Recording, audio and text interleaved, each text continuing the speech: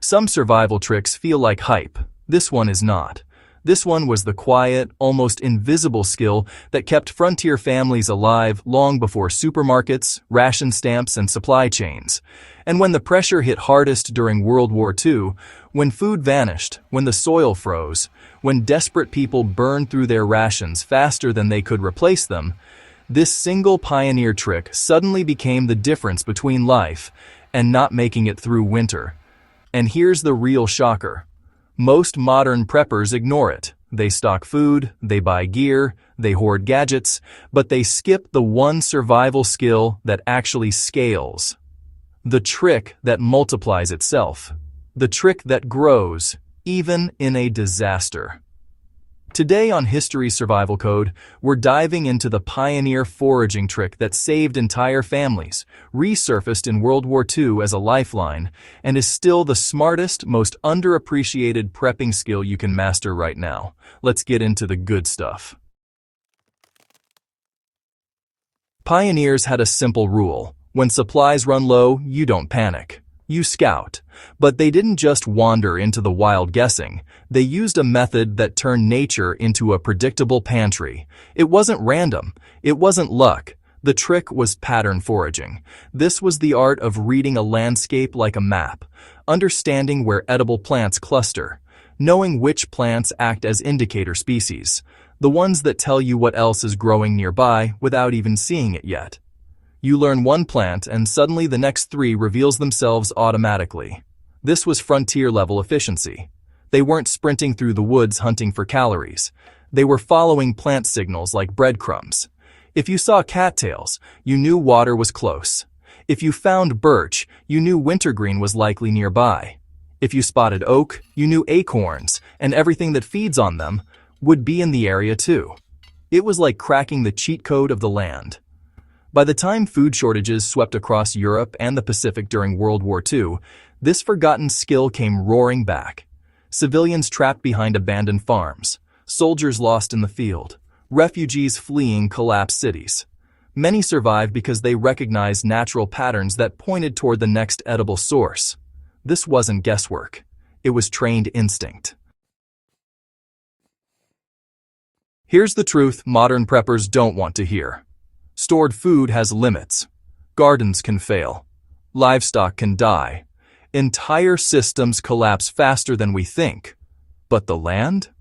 The land has been renewing itself long before humans learned how to can soup. Pattern foraging does three things. Even your best gear can't. First, it expands your food supply instantly. One good plant cluster can feed you today.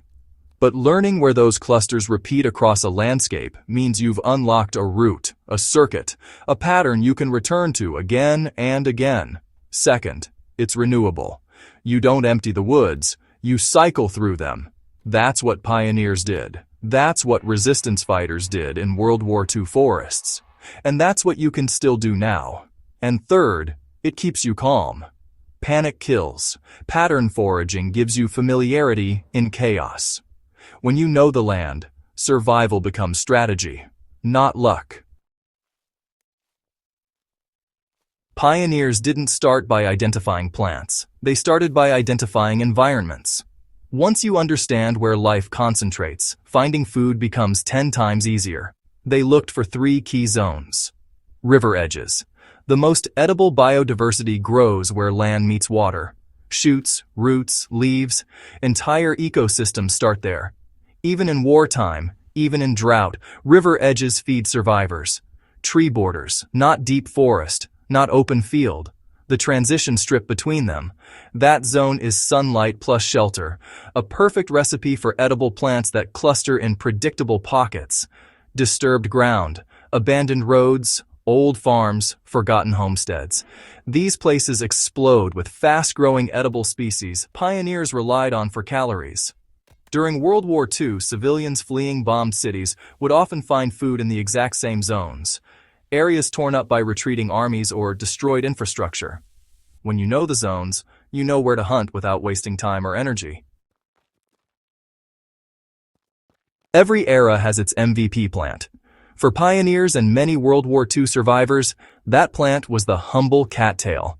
It's basically nature's survival kit. Shoots in spring, pollen flower in summer, edible roots in fall and winter, starch you can store, fiber you can weave, fire-starting fluff for tinder. And cattails don't just grow randomly, they grow in huge, obvious patches.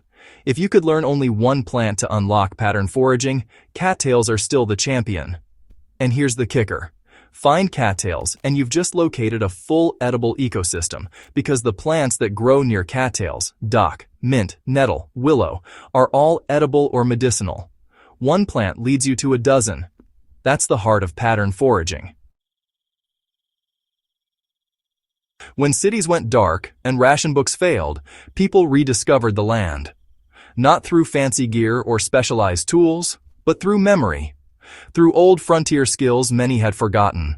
The ones who did best were the ones who adapted fast. The ones who recognized patterns. The ones who knew that survival wasn't about hoarding.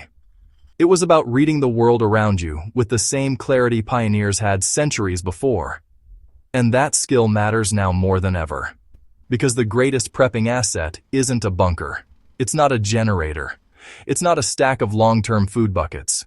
It's knowledge that scales, knowledge that grows, knowledge that stays with you even if everything else is taken away.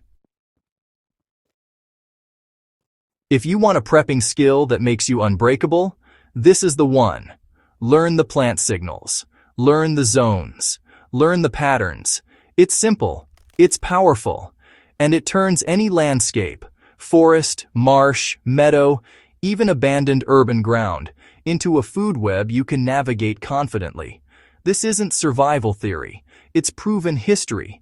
It saved pioneers. It saved civilians in World War II. It can save you today. If you want more forgotten skills like this, real survival code from the past that beats modern gear, make sure you subscribe to History's Survival Code and share this video with someone who needs it. The old ways aren't outdated. They're undefeated.